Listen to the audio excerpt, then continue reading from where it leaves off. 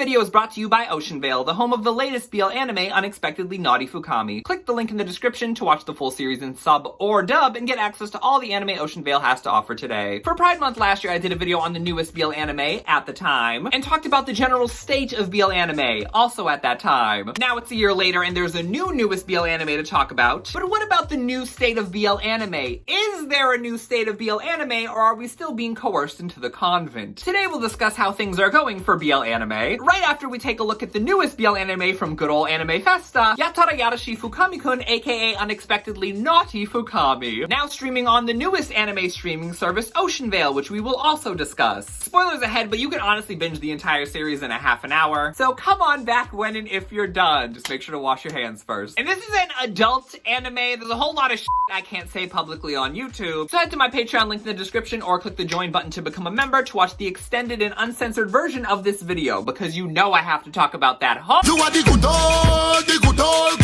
Kaji no Yuki is a superficial boy with a body count higher than the tariff rate on imports on Chinese goods to America. He spends his days scoring the in his area by percentages as he hunts for his very own Hyaku% husband ho, all while daylighting as the ideal employee at his office job in sales. All the worst men work in sales. One day he's assigned to go on a business trip for the company and accompanied by a techie named Frumpy Fukami. Upon arrival at their hotel, Kaji and Fukami learn that they must share a room together because neither of them have Marriott Bonvoy and they thought they'd be staying at a Wyndham. So the two awkwardly shack up as Kaji laments not having a hotel room to himself, but is caught off guard when the freshly washed Fukami exits the shower, with the latter noticing the using Japanese jacked, prompting the effeminate Fukami to ask, "You gay, bro?" To which the emasculated Kaji says, "Yeah, I'm kinda totally gay, bro." With Fukami sheepishly responding, "Bro, so am I, bro." So they get right to it, with Kaji finding himself more turned on than usual, and I mean, how could he resist with that looking like the planet-destroying laser on the Death Star? That's no moon. It's a space station. Kaji, having found himself fallen in lust with Fukami, attempts to get a second chance at that storm pooper, but Fukami plays tsundere at first for like 2 minutes before eventually giving into temptation of from a dick, with the two getting a hotel and getting right to it, until Fukami kills the momentum, telling Kaji to slow down. This isn't could have fooled me! After that to remember, it's too big to be a space station. Fukami agrees to become friends with benefits with Kaji, but warns him, "You have to promise you won't fall in love with me." And thus begins Kaji's plunge into Fukami's evil empire, with misconceptions, miscommunications, and water along the way, as Kaji tries to deny that he's in love with Fukami, while we, the audience, try to determine if Fukami's first name is Yu, so his whole name can be code for You Fukami. See me looking at you and you already know I wanna I would say I mostly fully enjoyed Unexpectedly Nvughty Fukami. I'd actually probably say it's my number 1 BL anime from AnimeFesta. However, there are many things about it that I wish were different or that I personally am just not a fan of. But overall, net positive. We could use some positive. I've stated before, have I stated before, that I'm generally not a fan of office setting romances, especially if it's a romance in an uninteresting office setting or there's nothing interesting going on beyond said office setting romance. Wotakoi I enjoy because there's a hardcore otaku element. Legal lolly love is aggressive yaoi danme. Sakaichi Hatsukoi is the office job from hell with shallow insights into manga publishing departments and that earth-shattering soundtrack. Meanwhile, things like Ice Guy and Female Colleague, despite having a supernatural element and super cute boys, didn't do enough with its story or character elements that could make it interesting.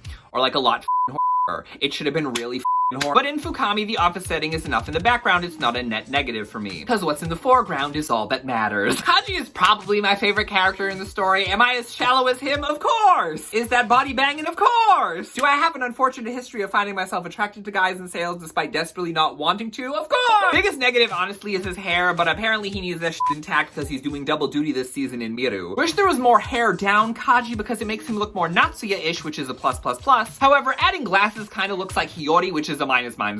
Fukami, he's okay. Aspects of his personality being the emo loser nobody will date stereotype are personally a huge turnoff. I honestly don't care what his hangups about romance are, like it's giving scene kid who never grew out of it, borderline Shinibio. It continually baffles me when people have this whole thing about love me for who I am, but if you look like a bum, Ikemen won't rail you in the bum. This is simple science. Apparently, the self-awareness recession has extended to fiction. It's especially annoying because Fukami is also the attractive when put together trope, which is a trope I sometimes like, but paired with his personality, it's not working. Although, and this is probably Kaji's biggest flaw, among his many flaws. Fukami with a trim is hit inquittable, even though Kaji disagrees. Never date men who don't want you to be great. One of the biggest benefits of the Fukami-kun anime, however, is the fact that it's streaming without pixelation on OceanVeil, the sponsor of this video. OceanVeil is the latest anime streaming service from Wave Corporation, the company behind AnimeFesta, ComicFesta, and Coolmic. OceanVeil offers the AnimeFesta catalog, including all their BL titles and much, much more, with both SFW and NSFW content ranging in rating from 13+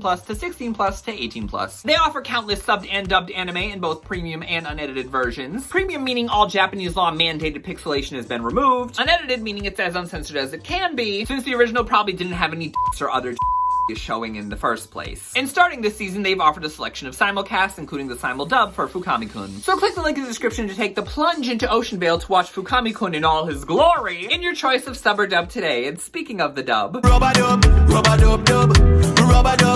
they specifically requested I also review the dub, so here it goes. Disclaimer: I am not a dub person. I prefer to watch things in their original language with subtitles. So anything I say should be received with that in mind. That being said, the dub is passable in my opinion, but not great. Honestly, no dub is great, but again, keep in mind the messenger. I don't love Kaji's voice choice, and Fukami's voice feels really deep for the character in my opinion. I imagine for erotic anime dubs, the voice pool to pull from is not huge, so you kind of cast whoever you can get, so I guess that just is what it is. But I would have liked some choices closer to the original anime voices because I thought they fit the characters perfectly. But I do find Fukami's voice actor's performance to be the better of the two. And I actually think his voice actor would make a really good dub Furuya, but they will never dub Diamond no Ace. And honestly, I'm fine with that. A lot of the vocal choices for Kaji when he's being dramatic or exaggerated just don't work whatsoever. He just gets, for me, too high-pitched. Additionally, there's a lot of creative choices that perplex me in regards to the dub script. Now, obviously, dubs try to match the script best they can so they can match established animated lip flaps, and I honestly find that approach to dubs to be a crutch that they should ignore. I am of the belief that dubs should be treated like the Godzilla films of the 60s and 70s where the lip flaps barely match or don't match at all. My childhood! But anyway, in the Fukami dub, entire lines of dialogue have their intention changed, which is where it really loses me if it hadn't already, because now you're changing context, characterization in the story. In episode 3 of the original, Fukami asks Kaji to cover his mouth because his moans are so loud and the walls are thin. In the dub, however, he says he wants him to do so he can stop talking, and it's like all his walls are down. It's like all my walls are down.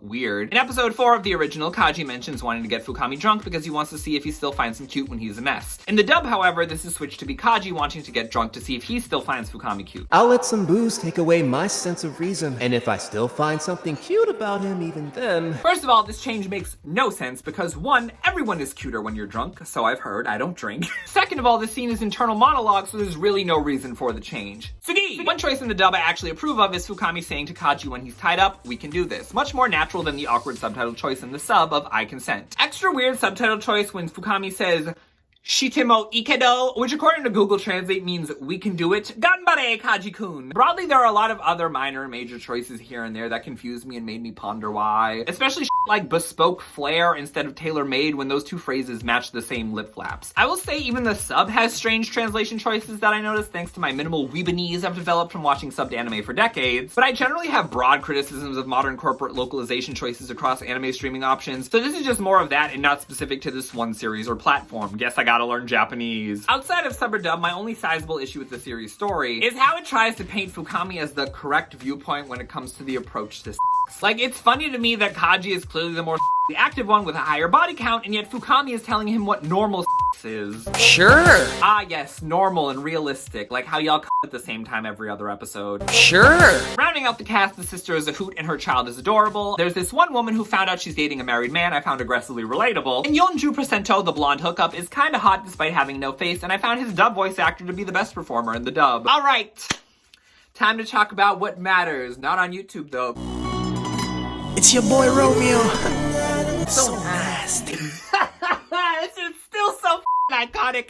Pablo, no! Doubling back to the beginning where I was saying this is my favorite BL anime from AnimeFesta, it definitely probably is when it comes to what matters, but I don't know if it's in my overall top 10 from the company. I don't like Fukami-kun more than Fire in His Fingertips. I don't like Fukami-kun more than XL Joshi. I definitely don't like Fukami-kun more than Joshi. Showtime, Jimmy Hen, and Ova Fro would probably rank above it as well. However, my previous favorite BL anime from AnimeFesta was Papadate Shitai, and this is leaps and bounds above that. So it's a lot higher on my list, also because I've just enjoyed enjoyed it more than most of the things they've released in the past few years. Yoasobi Garashi had highlights and potential and a but it wasn't as consistently enjoyable as Fukami. Although Kazuto can get it more than Fukami and Kaji combined. In conclusion, Fukami-kun was very enjoyable. I'm probably giving it an 8. I'm only really taking points off for narrative, setting, characterization decisions, and character appearance choices that I'm personally just not a fan of. I say this all the time, but I really don't care for BL or any romance really that comes off like a simulation replacement for reality. I'm a man who relationships with men in real life. I don't need base level relationships in my fiction. You gotta give me something more! Complex is endlessly dramatic and tear-inducing. About desires top to bottom hilarious. Killing stalking is killing stalking. Monster of Memory has Even Given has a music and trauma angle. Oh, we exist and we're gay and we're dating and we think we're so special because we have the same 12 insecurities as everybody else. That's nice. I don't care. I'm clearly not the target audience for stories like this, and that's fine. Not everything is for everybody. But I will say, despite my criticisms and my mocking, while I'm generally not a fan of how boring the BL choices for anime have been lately, if these could at least get some sex, maybe I could begin to tolerate them. Maybe even enjoy them in my own self-fulfilling way. That to me in and of itself would be a level of progress. Because the platonic BL plague has made me so grateful that I still get enjoyment out of all the het shit, especially because we're in a straight uke renaissance. Although honestly, het shit across the board is also in puritanical crisis. Especially shoujo, but I won't talk about that in Pride. Speaking of crisis, now that we touched on the good and the bad of Fukami, it's time to talk about We're not making love no more. This time last year, things were not great, although 2024, I will say, ended slightly better than expected, all things considered. We had The Perfect Prince, which I reviewed a year ago, as well as Tasogari Out Focus, which I ended up enjoying a lot more than I thought I would. Granted, neither of these, in my opinion, were enough to make up for the fact that 2024 was also the year of the iconic double cancellation of both the 10-count movie and Yaranai's Ice Adolescence. I guess this poster ended up being a little bit of a prophecy, huh? A little bit of foreshadowing. Bye, Victor! See you never! Mappa, especially because a year later, they're back at it again. As it was announced last month that Mappa dissolved, disintegrated in secret really, Studio Grizzly, their sister studio dedicated to BL Works, a studio that made the Yatachin Boo OVA, as well as Twittering Birds Never Fly. Sure the ain't flying now. So it's a year later, and the cancellations keep coming in from the same pile of shit. Beyond that, and even worse than cancellations in my opinion, it seems every BL manga getting an adaptation isn't getting animated, but instead a live-action drama. You like dramas, cool. Good for you! But some of us don't watch nor care to watch dramas. And clearly more BL dramas doesn't also mean more BL anime. It's not a BL boom, it's just a BL drama boom. But I've heard every other Asian country besides Japan is way better at the shit, so it might ultimately also be a net negative. On top of that, as I covered at the end of last year, the amount of BL anime that is coming out is neither interesting nor lengthy. Watch that video for my full thoughts on everything that was supposed to or is supposed to come out both this year as well as in the general future. But Ganbare Nakamura-kun is coming out allegedly probably in fall 2025. That's gonna be fine. Dangerous Convenience Store is allegedly airing in Korea, but we do not have access to it yet, I don't think. Bean Counter, that name at least sounds interesting, but we've heard nothing since. And as I was scripting this video, Blue Links came out of their self-imposed exile and announced they'll be animating Kiss Me Crying by Arinko. Although the author has stated herself it's not an anime, so what the f***. But that's it. The birds are twittering no more. Given is over. Party. Shingeki Nakamura works are lost to time. Only other BL anime that's a possibility at this point, and the company hasn't told me anything, but if I go off of historic trends, is a new AnimeFesta BL anime, since they seem to be doing about one a year at this point, and if I had to estimate on a time frame, they've done spring twice in a row, so probably then. Perfect Prince 24, Fukami 25, what's gonna be spring 26? Nanokakan? Manifest. Sayate no Amrita? Just kidding! But it's not all abysmal, it's mostly abysmal, especially for me. But most is not all. Randomly Mignon is apparently getting re-released after being unreleased. Everyone's already pirated, but hey, it's an uncancellation. I'll take it even if it's for some shit I didn't really care for. In even weirder news, do y'all remember Shin Yaranai Ka? I know some of us don't want to. It apparently has a fraternal twin called the Junichi Yamakawa Collection, and all 3 of its episodes are available on OceanVeil. I've ranted about Shin Yaranai Ka before. I actually reacted to the whole thing on Patreon and for channel members. To keep it vivid but succinct, the shit sucked However, the Yamakawa Collection, I must say, for the most part, is exactly what Shin Yaranai Ka should have been. I don't know how or why this also exists, but I know Shin Yaranai Ka is a thing. I've seen it. I wish I could unsee it. And this also is a thing, as a proper adaptation of Junichi Yamakawa's published works. It's actually the first Geikomi anime adaptation, and of course, the bodies compared to Shin Yaranai Ka are so much better in a vacuum, because the bodies are actually one of two issues I actually have with the series. My first issue is the same issue I had with Shin Yaranai Ka. Sure, it's great that it's a narratively accurate adaptation, but I'm fairly certain that elusive gay manga icon Junichi Yamakawa, who's been missing for decades and might be dead, is not being compensated and was not involved in the production. But my second issue is actually the fact the bodies are so hypermuscular, much more so than Yamakawa's original designs. Bodies being adjusted for anime either with an increase or a decrease of muscle, or is not uncommon across anime, and most of the time I'm a fan. But it's different with Junichi Yamakawa because apparently his way of drawing the male form was largely disliked by the editorial at Barazoku, the place where his manga was published. So it feels kind of in bad taste to change the bodies to match what would essentially be what his works are criticized as not being. But it is what it is. The man was like Carmen Sandiego, dipped when he dipped and hasn't been heard from since. At least this version is accurate to the stories he told and not a done for yucks, with a final result that looks like the Masuki-kun was about to release. Getting back to the good news for BL fans. As I said, the Junichi Yamakawa collection is mostly decensored. You can see that iconic in full display. And so is Fukami-kun, and not all, but a handful of the AnimeFesta BL backlog. Meaning decensored BL has finally arrived in bulk. It's about damn time. Also, so have generally more BL dubs. Not for me, but it might be for you. You can't expect all media to cater to you specifically, you selfish whiny bitch. So yeah, the BL state is not great, but it's not all bad. Honestly, I would say it's about the same as last year. And unofficial cancellation and uncensored, yeah, we win, lose, the status has not changed. Gonna wrap this up with my thoughts on the OceanVeil service, which is another net positive because it's a burgeoning hub for explicit BL anime. It's not perfect, but it's workable, and more streaming options are always welcome, especially if they're offering some shit that the others won't. Like I mentioned earlier, OceanVeil offers a variety of anime in both sub and dub, as well as in both premium and unedited versions. The overall selection of individual anime, broadly speaking, is not that big, especially when taking into account most of these are short series, both by episode count as well as by episode length. I've covered AnimeFesta for years, y'all know this is the norm by now. All that being said, regardless if it's unedited or premium, it's still everything from AnimeFesta in one way or another. And this is going to be the hub for AnimeFesta simulcasts finally going forward. I have to assume. Simuldubs as well, probably, if they exist. Speaking of dubs, this is the place to get anime dubs. I don't know that there are any other streaming services that offer dubs. Or at all, really, but especially not dubs. Not everything is dubbed, but I have noticed a lot of older series have been getting dubs as the days and the weeks have gone by. So there is a chance that if your fave isn't dubbed right now, that it could possibly be in the future. We live in a world where people are way too obsessed with tags, in my opinion, but I digress. Well, on OceanVeil, you can search by tags. Looking for office love? They got options. Looking for isekai? Pick a world. Looking for cheating or revenge? One apiece? Needs improvement. Inversely, if you're looking to avoid tags, do it in reverse. My list of remaining criticisms are as follows. It's English only, English sub, English dub. Don't know if it's region locked, you have to check that for yourself. This is broadly an issue I have with most major streaming services, but there's no alphabetical list of available series in totality. You have to skim the front page or try searching. Although with searching, if you search the Japanese name, it will still pop up. Like, I tried that accidentally a few times and they actually showed up even though they have the English titles. So as long as you know what the poster looks like, you're good. And lastly, there's no favorites list. I like to bookmark. I think it would actually be notable, especially because of how short the episodes are, that if you could bookmark individual episodes as opposed to entire series.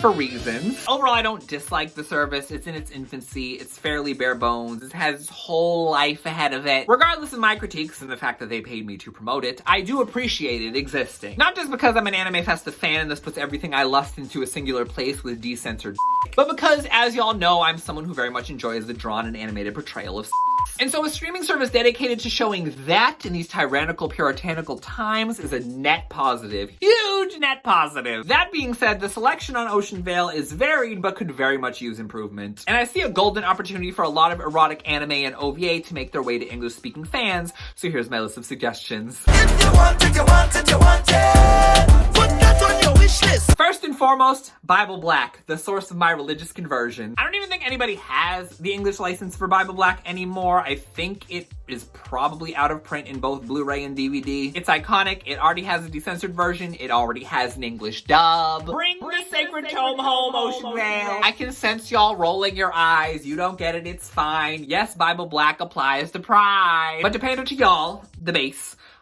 there's so much BL anime that has never been licensed that could fit right in on OceanVeil. Particularly from the 90s and 2000s where erotic BL OVA were at their peak production output. And I haven't actually seen most of them, so this is a golden opportunity to put them in a place to incentivize me to do so and to incentivize a recurring subscription. But here are some standouts worth mentioning. Top of the list, I No Kusabi, both versions, 1992 and unfinished 2012, cult classics. Media Blasters actually has the 2012 licensed and it has an English dub apparently. And honestly, a Media Blasters partnership with OceanVeil could very much open the scope of the ocean. But they don't have 1992, so there's at least that as an English license-free option. Yatachin Boo, Grizzly's Dead, Salvage the Remains, but not like RFK. Hey Class President, one of my first. Koisuru Boken, also one of my first.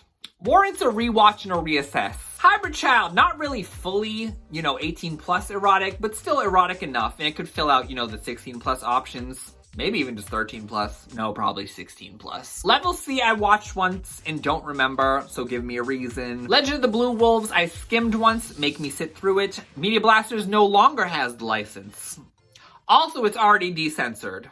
I don't know if it has an English dub. Papa to Kiss in the Dark, Okaneganai, Boku no Sekahara, Finder! And again, several more I know nothing about but would be willing to try. Additionally, a few years ago, there was a non-AnimeFesta anime called Eternity Shinya no Nurukoi channel that felt identical to the general format of AnimeFesta. It was like a 12-episode series of erotic anime by some other publisher. I personally think that it would be worth consideration. It's like an identical match for a lot of the female-targeted josei adult anime, a part of the AnimeFesta brand. And last but not least, Boku no Pico. Could you imagine a Boku no Pico dub? Okay, I'm done.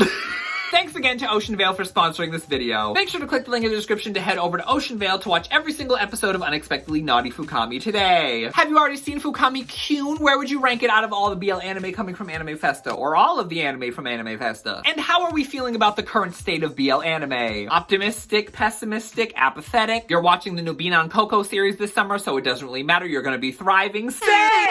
As always, head to my Patreon or click the join button to become a member in order to watch the extended and uncensored version of this video where I talk about that. I know I've mostly been missing all year, but that's because I've been ASMR reacting to Bible Black in a wig behind the paywall. So head to either of those places if you're interested in that kind of unhinged And happy Pride! The world may be on fire, especially here in America, but hey, warmer climate causes evaporation, which causes rainfall. And after every rainfall is a rainbow. Don't fact check my science. We don't fact check anymore. Not in this country. Bye!